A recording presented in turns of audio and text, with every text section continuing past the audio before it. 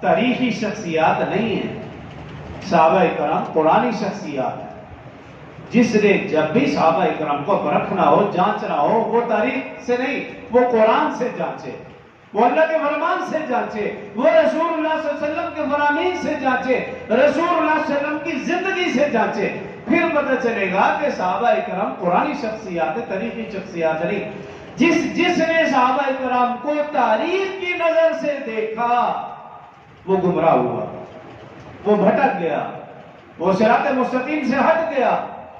نعوذ باللہ وہ صحابہ پر تبرہ بازی کرنے والا بنا۔ اور جس نے صحابہ اکرام کے اوپر تبرہ بازی کی، ایک وقت آیا وہ رسول اللہ صلی اللہ علیہ وسلم کے اوپر بھی زبان چلانے لگا، وہ قرآن کو بھی نہیں صحیح سمجھنے لگا، اس لیے کہ قرآن کو تو لکھا صحابہ نے، قرآن کو تو جمع کیا صحابہ نے، قرآن کو ہم تک پہنچایا تو یہ صحابہ اکرام کی محنت سے ہم تک پہنچا۔